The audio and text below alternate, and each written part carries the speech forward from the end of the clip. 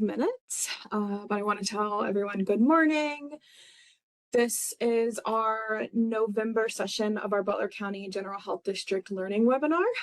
We've been doing these for a solid year now, of being able to share internal projects with each other, internal department information, and bringing in organizations from the community that are working with the populations that we serve. The purpose of these webinars are health education, breaking down silos of communication internally and externally with the community. And then I am very, very grateful that we have Council on Aging Communications with us here today. Lisa is going to be speaking with us for the next half an hour about what Council on Aging, their mission, some of their projects and priorities, and how we can better support them. And so I'm going to pass it off to Lisa. If you do have questions during the presentation, please put them in the chat. I will monitor that as we go, and then right at the end, I will ask any questions that are needed. Of course, if you have things that pop up afterwards, I will be happy to share them on with Lisa. But I will go ahead and pass it off to you, Lisa. I'll mute myself. I'm here if you need me. But I will also make sure that this link gets over to Kim right now. So let me know if you need me. Thank you. I appreciate it. Like Dominique said, my name is Lisa, and I am with Communications at Council on Aging. A little bit about me. I have been at Council on Aging almost 6 years, and I've been in communications my entire 25 plus year career. But the last 6 years or so has been my first foray, if you will, into the world of older adults. And I absolutely love it.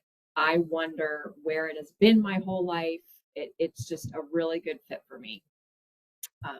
So I'm happy to be here to share some information with you. Thanks for giving me a little bit of time. A colleague of mine, Kim, may be able to jump on. She said she was stuck in traffic, so we'll see how that goes. But I want to start off with a little bit of a story. My mother-in-law passed away after suffering with heart issues about 5 years ago. Rewind from there, about 15 years prior to that, as she was being discharged from the hospital, the discharge nurse suggested that she call Council on Aging just to see what she would be eligible for. She did make that phone call, and as a result, she got a life alert button to wear around her neck and had someone to come clean her home on a regular basis. And I have no doubt that those services gave her peace of mind and more than likely extended her life for a bit. So I'm happy that that connection is in my family, and I hope some of the information shared today will lead to connections for you. Just a heads up, there will be a lot of information that we'll share. So I encourage you to think not only about the people that you work with every day, but also about yourself and any personal situations you may know of in your life or someone else's life. So with that, let me go ahead. We are going to cover the state of aging throughout our region, area agencies on aging. We'll have a bit of a reality check. We'll cover our mission, programs and services, and caregiving. And as Dominique said, if you have any questions, please feel free to put them in the chat and we will address them at the end. And if you don't think of anything until after we hang up, then please feel free to email me or email Dominique and she can get the question to me. That's fine. So let's go ahead and start with a statistic. Of the people on this planet, those over the age of 65 actually outnumber children under the age of 5. And we really don't need the United Nations to tell us that people over 65 are the world's fastest growing age group. Some more statistics. In 2022, there were almost 60 million people throughout the country over the age of 65. In that same year, that equated to about 17% of the population, and that percentage is expected to grow immensely, 22% by 2040. A few years ago, there were more than 11 million Americans over the age of 65 in the workforce. So turning our attention to Ohio right now, 15,000 Ohioans turn 60 each month. That statistic blew me away. More statistics. 3 million people over the age of 60 are in Ohio. That equates to about 25% of the population. 1.5 million Ohioans are providing care for another to the tune of 21 billion with a B dollars in care annually. And more than 1 in 4 Ohioans are 60 and above. So you have 4 people in a room. Chances are at least one of them is going to be over the age of 60. So area agencies on aging, AAAs as they're known, not to be confused with the driving people. AAAs were started in the 60s with the signing of the Older Americans Act. And AAAs are really your connection to information about services for older adults and those with disabilities and their caregivers. It's really a good place to start. If you don't know what to do, there are 12 AAAs throughout Ohio, as you can see on this map, and more than 600 nationwide. So I would recommend, if you have someone outside of Ohio or anywhere throughout the country who is looking for in-home care options, the AAA is a good place to start. You can find AAAs using the government website, the Elder Care Locator at eldercare.acl.gov. So I wanted to share this with you. This slide looks complicated, and it is. There are lots of things to consider when getting older. So these are some of the things that are on the minds of the people that you might encounter. What's my life going to look like? Where am I going to live? Who's going to help me? How am I going to get from point A to point B? Not to mention, how's my body going to feel? Am I going to feel sick all the time? So the bottom line is 70% of people will need long-term care services during their lifetime. However, only 30% of us think we will. And we know that 9 out of 10 people would prefer to stay home as they age. So that's what we're all about, and we're here to help make that happen. Our mission, I like to call it our fancy mission, is to enhance lives by assisting people to remain independent through a range of quality services. What that means is we provide support for people to stay in their homes as independently as possible as they are aging. You can think of us as the front door. We might not have all the answers. There are many different situations, many needs that need to be met. And if we don't have all the answers, what we do have are connections to other people throughout the community, other organizations that might be able to help. So the first stop is a good stop at Council on Aging. So we have been an area agency on aging since 1974. We cover all of Southwest Ohio, and that includes the 5 counties of Butler, Claremont, Clinton, Hamilton, and Warren. I will point out that we are a nonprofit. We are not a government agency. Sometimes that leads to confusion for people. And as far as our funding, uh, I know things are a little bit up in the air right now, but I'm just going to stick with what I have on the slide and we'll go with that.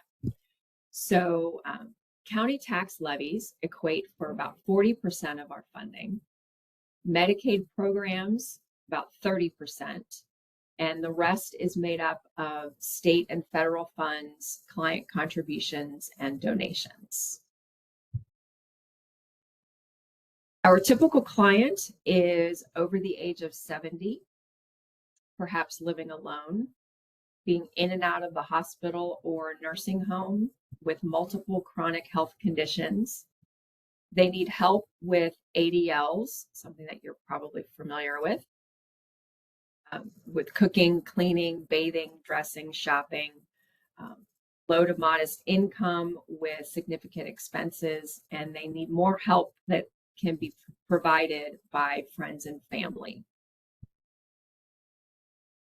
So let me get into some specifics about our programs and services.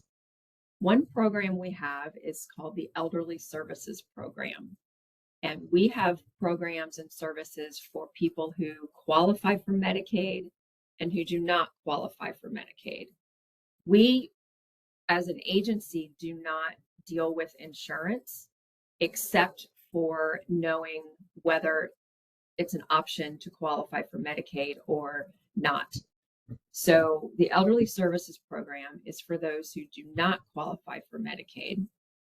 And what it does is it provides some support in the gap. And let me explain what I mean by that.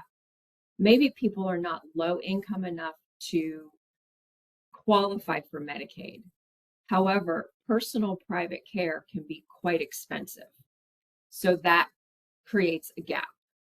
And that's where the Elderly Services Program comes in. It is a taxpayer funded program. We have programs in Butler, Clinton, Hamilton, and Warren counties. The program in Claremont County is run through Claremont Senior Services. Some things provided by ESP: personal care, home delivered meals, homemaker services, minor home modifications for safety, think grab bars for the shower, transportation. I'm not going to read all of these bullet points to you, but one thing I will mention, everyone who is a COA client comes with a care manager.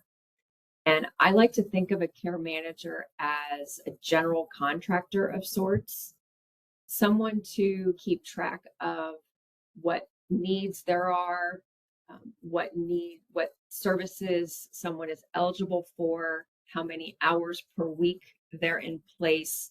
And we know that as aging happens, needs can change. So our programs are flexible and can change with them. I want to mention consumer-directed care. CDC is an option that is not for everyone, but it is an option. And what it is it addresses the fact that there is a shortage of home health aid workers throughout the country. And with CDC, the older adult and their families can actually become employers and choose the person that provides their care. And then that person, the CDC employee, is paid through one of our programs. I don't know all of the specifics on that. I do know, for example, a spouse is restricted from being a CDC employee. That would be just super convenient if you were living with someone who could provide your care like that. But it is an option to think about. Another thing I want to mention is our Fast Track Home program. And Fast Track Home helps people when they really need it the most. And that's when they're transitioning from hospital to home. And what it does is it provides services similar to what the ESP services are. And many times those services can be in place before someone returns home. I know of doctors in situations who have discharged to home as opposed to a nursing home simply because they know that these services are in place. So it can be helpful. A little bit about eligibility. And I'm just going to breeze through this because you really don't need to know it. All you need to know is that we are out there, and give us a call and we will ask some questions and take it from there.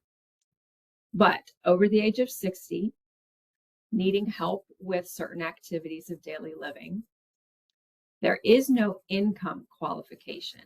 However, there may be a copayment or a sliding scale fee. And what I mean by that is income is not a qualification, but a consideration. As I mentioned earlier, we have programs for people who qualify for Medicaid and people who don't qualify. So we need to know income in order to point people in the right direction for the right program and eligibility. So that's what that's all about. And I also mentioned earlier that our care doesn't replace care that's already being provided by family. We are the payer of last resort, which means if someone is eligible for a service, say eligible for transportation through their insurance, then Council on Aging would not kick in. That's what that means. Another program we have is Passport, and Passport does include those who qualify for Medicaid. And quite frankly, many low-income Ohioans would be forced prematurely into nursing homes if it wasn't for Passport. The services available through Passport are very similar to the services available through ESP. What we aim to do is provide the right amount of services in the right place at the right time. And that looks different for everyone. Even though the word aging is in our name, I want to make sure you know that we have services for age 21 and up, people who aren't necessarily considered aging, although we all are aging as long as we're living. So anyway, these are two Medicaid programs, the Assisted Living Waiver and Specialized Recovery Services Program are for ages 21 and above. I will mention caregiving. When I say the word caregiving, someone might pop into your mind. Maybe it's you providing care for another. Maybe it's someone else who needs care provided for them. A caregiver is unpaid, just about anyone, doing just about anything. And we know that many caregivers don't identify as being a caregiver. They're simply doing what needs to be done. So if someone does not identify as a caregiver, then they might be less likely to reach out for help. We have a caregiver support program that provides one-on-one support for the caregiver. Caregiving can be a lot, especially if someone is still in the workforce or raising their own family. So that support can increase the confidence of the caregiver and bring some balance to their life. Eligibility for the caregiver support program is either the caregiver or care recipient must be at least 60 years old, live in one of our service areas, Butler, Claremont, Clinton, Hamilton, or Warren. And I will point out that there are no age requirements for those providing care for people with Alzheimer's or neurological disorders. I will also mention some other services and supports that we work with. We have many home delivered and congregate meals that are free for adults ages 60 and above. Last year, we provided 130,000 meals throughout our 5 county service area. And you can get more information about that on our website. I believe there's a slide on our website coming up later. We work very closely with Pro Seniors, who provides legal assistance for those over the age of 60 through their legal hotline. The Home Energy Assistance Program, HEAP, which you might be familiar with through the Ohio Department of Development, aids income eligible Ohioans with utility costs, which we know are doing nothing but going up. So that's a very helpful program as well. We also have health and wellness programs. We know that 80% of older adults live with at least one chronic disease. So we have workshops throughout our 5 county service area that deliver tips and tricks on how to live with a specific health condition. For example, we have a workshop specific to diabetes, chronic disease, chronic pain. We have a specific workshop. We offer Tai Chi. We offer bingo size, which combines bingo and health and wellness. And we have Matter of Balance, which addresses fall prevention. We are also part of the Senior Farmers Market program, and that will gear up next growing season, to provide fruits and veggies at eligible farmers markets throughout the area. So a little bit about referral and enrollment. Again, you really don't need to know it. Just give us a call and we'll take it from there. But we might be able to help if you know of someone who might be a fall risk, unable to safely prepare meals, having trouble adhering to medical instructions, medications, remembering to take medications, being in and out of the hospital or a nursing facility, or struggling to provide care for another. Some tips to refer to Council on Aging. Referrals can be made in 2 different ways. One, through our website. That on our website, referrals can be made either a self-referral or a referral on someone else's behalf. Or you can call our ADRC Center, Aging and Disability Resource Center. Some information to have handy: their name, address, phone, information about the caregiver, if appropriate, their date of birth, what type of help is needed, what support they currently have. So I mentioned our ADRC, it's our call center, and it is staffed by certified specialists, and they really are truly unbiased in the information that they provide. They can provide help with Medicare, housing, applying for benefits, and they're available Monday through Friday, 8 to 5. So our website, there's a lot of information on our website, information about all of our programs and services. Again, you can make a referral.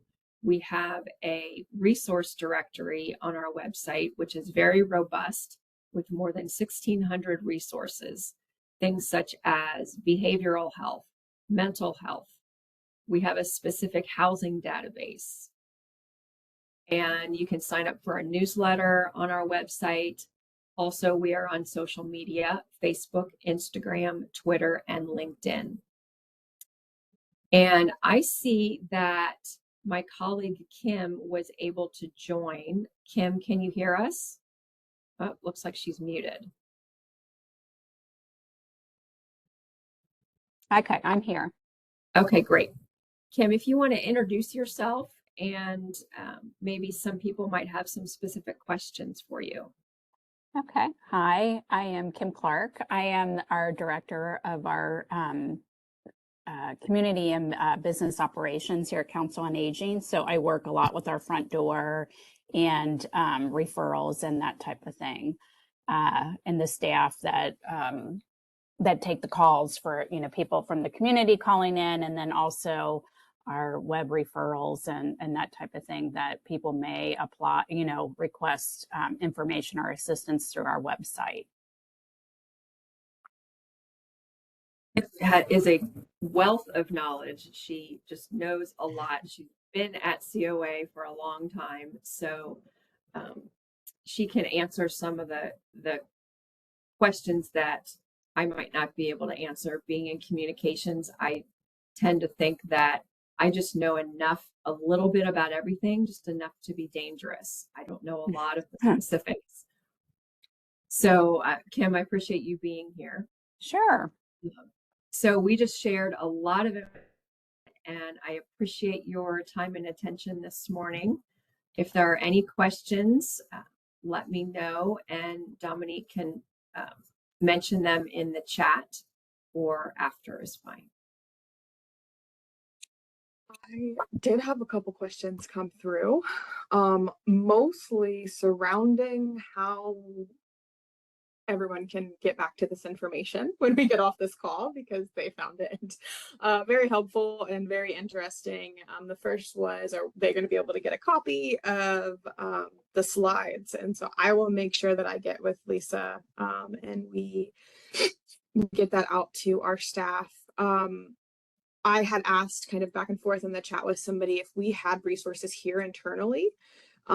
So our office, we've got people that come in, we have a clinic in downstairs. And so I would like to make sure that we kind of circle back, Lisa, at some point and make sure that we have handouts or any of the materials that you all have readily Absolutely. available. I can get a quantity of brochures for you to have available. Okay. No That problem. would be wonderful. Let's see. I had some things come to my email, and it was really just based on how we may have people that just didn't know that these resources are available and want to be able to connect later on. I had a question of more of what, as a health department, and so we've got a lot of different services here, but how do we best support Council on Aging or just the community that you serve? And it doesn't have to be in depth, but is there just like a hot couple points that you could give us on how we best support this community? Kim, I will let you take that one. Okay. Yeah, I would say I think as part of it is getting, sometimes people don't really I think it's like you were saying before, that sometimes people didn't realize the resources. And so I think as you're coming in contact with people that might need some type of support, that you're telling them about us or referring them over to us to be able to screen or, see what we can connect them to. I think that's, the more word of mouth and people just, paying attention when you're meeting with someone that might need that help, is just say, hey, you might want to, let's send you over here and see what kind of services, we can help. Because our goal at the end of the day is just, really the services that we provide and the connection to resources are what's going to help someone hopefully be able to stay at home. And it ties back to our mission. So the more knowledge of people out there, especially like you said, the health department, who comes in contact with so many people, being able to share that information and they know where to call. Because again, a lot of times people are like, I had no idea that this kind of help was there. So I think that's the biggest thing that I would say would be great, to share. That's wonderful. I have one more question, then I promise I'll let you go because it is 9 o'clock and I want to be respectful of everyone's time. But we just focusing on communication. Is there any communication related tips for the population that you serve? How do we best reach them? What is the avenue of communication or education that they best receive? I think it just depends. I think what we find with some of the older adults, like, not so much in your, maybe 60, younger 60 range, but a little bit that it's more phone contact or in person. We have a lot, people can go like on our website and do a web referral, but 9 times out of 10, it's providers that are doing that because that's the mode that they are in. The calls typically, we typically get calls from the people. I think it's also caregivers too. I think it's just in the atmosphere of when you're dealing with an older adult, that whether you be a caregiver or the extra older adult and trying to navigate through, I feel like they want to talk with someone. This researching through, finding resources on the website or reading brochures and things like that is not, I think sometimes for them, it doesn't feel tangible enough, where they actually get to talk to someone and say, okay, can you just explain this to me? So I feel, we get, our call volume in a year can range from 60 to 70,000 calls we get in a year. So I think more people, while, some of the younger generation are more in that tech savvy, we're still at the point, I think, when we're dealing with older adults, that they prefer that talking with someone, not necessarily in person, but even just over the phone. That is wonderful information and definitely things that we can apply as we move forward on the journey of just providing good service to the community. Yes, thank you. I greatly appreciate both of you for hopping on this morning. It is extremely helpful to us as we learn just more about how we can better service Butler County. I will follow back up with both of you to make sure that we can get some resources here internally and we can keep sharing this information. But I am extremely grateful for you all, and then any of the attendees on the webinar currently. If you all have questions or questions come up as time goes on, please email me and I will make sure that they get the information, and then I can circle back to everyone and make sure that we've got everything that we need. But as for that, I will let everybody get on with their morning. I hope that you all have a wonderful Wednesday. All right. Thank you. Thank you both. Thank you. All right.